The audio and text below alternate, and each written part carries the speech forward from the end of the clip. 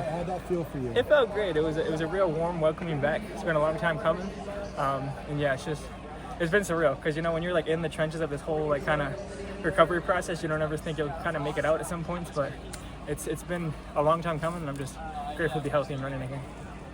143 tonight, 144 last week. Like, I think you got the attention of the whole country, at least the follows track and field. You know, like they're all excited to see this return. Like, what has it meant to you? What has it felt like to get back into this shape? It's felt good. It's felt organic and natural, and it's just felt, the way that I left the 800, it's in a different shape than where it's at now. So I know I have a lot of great guys to compete with in America. 800 meter running specifically has gotten so great these last 3 years. So I'm just trying to keep up with these guys at this point.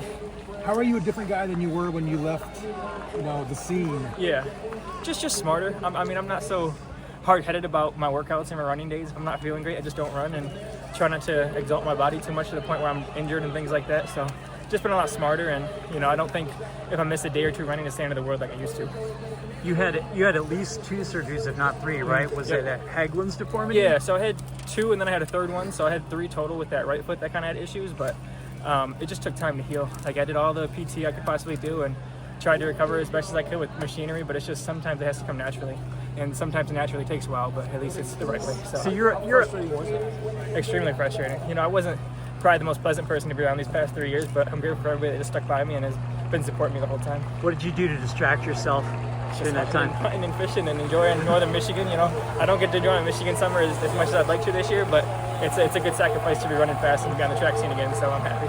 But during that time too, you got engaged as well. Just like you had a lot of life changes just over the last time we saw you. Yeah, for sure. That was big changes because first we got back together and then we ended up getting engaged within the next year and a half. So it was just really cool to kind of have other big life moments happening outside the track that have really helped, just kind of make me happy in the meantime, not just like being too reliant on track for my happiness. I'm finding happiness in different avenues in life, and I think that just kind of relieves the pressure of track with those kind of things going on.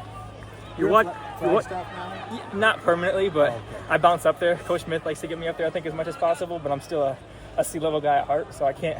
It's just a hard transition, so I'm slowly starting to kind of enjoy it a little more and more. When I have results like this, it's easier to go back. So you're at home watching the 800-meter final in Paris.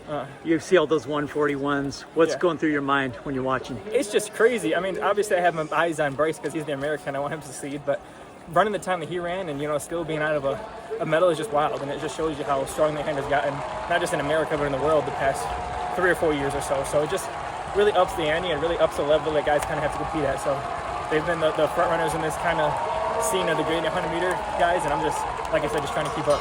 Besides the winning and the fast times, what's been your favorite moments since coming back and racing these past 3 weeks? Just being around the guys, like being around guys like Mike's group, and just Craig has been a big helper in this transition and getting me back. He's been along my side of recovery the whole step of the way. So just being around the guys and being healthy and being able to not be so pissed off just showing up at practice every day. So.